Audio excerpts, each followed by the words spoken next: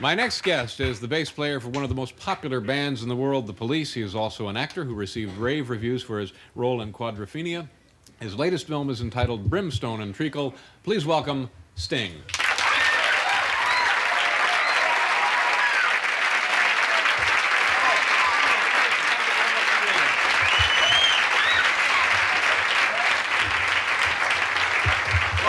Awfully darn nice to see you. Let me ask you about the name of the movie, Brimstone and Treacle. I'm glad you asked that. Okay. We were debating about whether Americans would understand what Brimstone and Treacle was.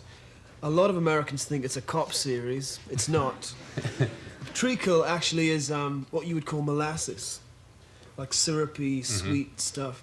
And Brimstone and Treacle was what they gave to orphans in Victorian times to make them better. As a trick? Oh, no, to make them better. Yeah. Yeah. Like sulfur is brimstone. It's medicinal. And to make it taste better, they added the treacle, or the molasses. The inference being a spoonful of sugar helps the medicine go down. And so in this movie, you are which of the two? Both. You're both. I'm brimstone and treacle. Yeah. Evil and sugary sweetness. How did you get this part? Largely because I'm very like the character in the film, Evil. No. Really?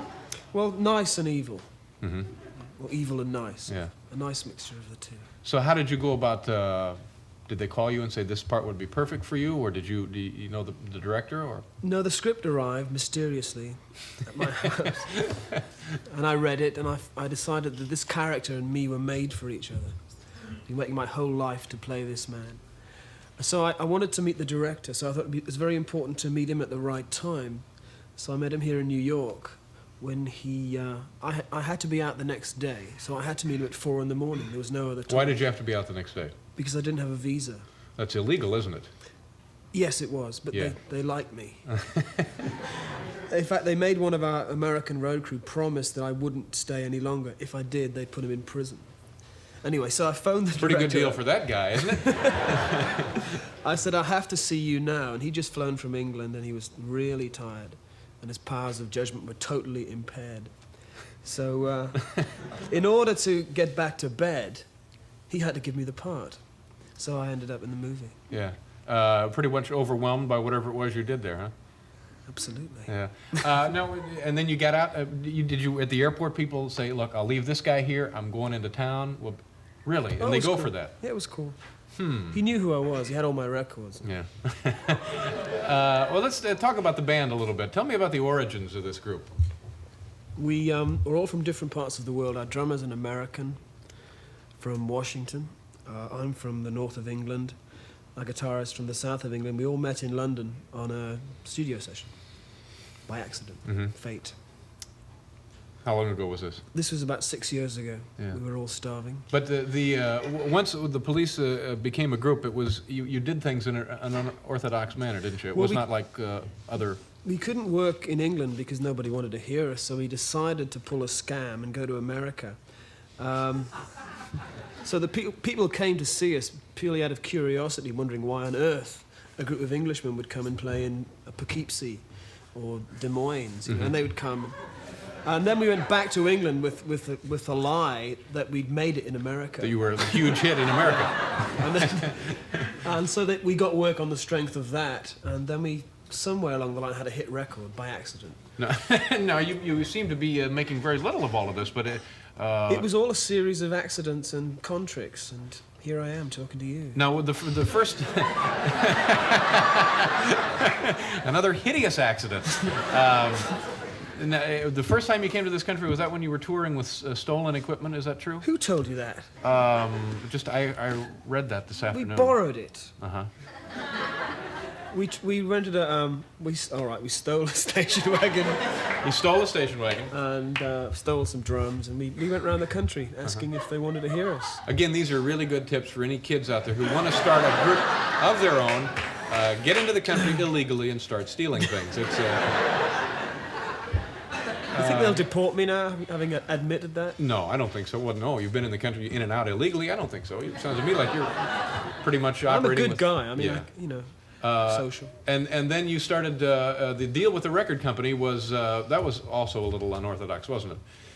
Well, we said to them, we don't need any money. Yeah. Just put. No, as long as you're stealing things, yeah. Who needs money? Yeah. pretty much incidental. So they put our record out, and it was a hit. Yeah, and you've traveled to some places that heretofore have not been the popular rock and roll venues. Huh? Peoria? No. No, I was thinking more like Bombay. Oh, yes. We played some very, very exotic places. Yeah. What was it like in Bombay? Nothing like Peoria. No.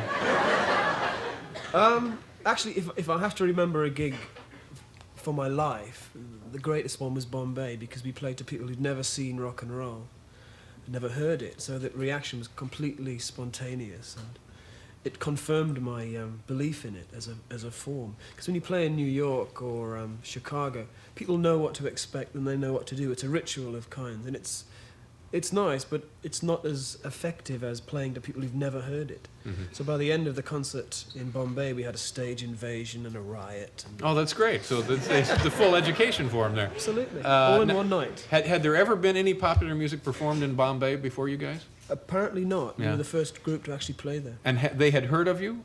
No. Well, how did they know to buy tickets? Well, it was curiosity again. It was like Yeah. when we went to America. They wondered what on earth was happening. Uh-huh. I mean, 3 blonde people turn up with loud instruments and start to play. They were just curious. Yeah.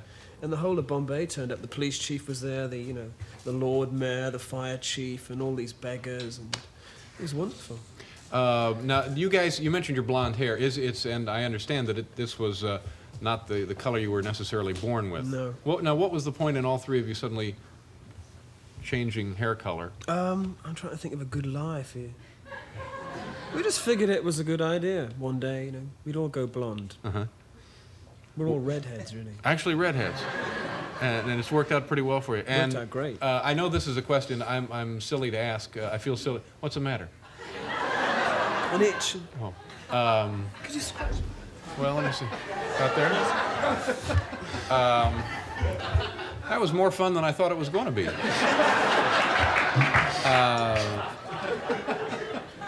Do you mind if I ask you about your name? I know the origin of the name, but it's hard to have a man named Sting and not ask him why his name is Sting. Well, the clean version is it's a nickname I was given at school by someone who had a sense of humor.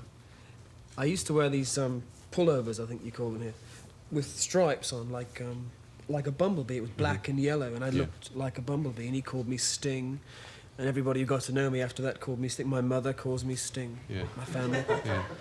She does call me Sting. The band are laughing. Yeah, but that's, they would have done that No, anyway. they're a good group, actually. It was a pleasure meeting you, and continued success. Not that you need any more success. You're already a world-famous rock and roll band.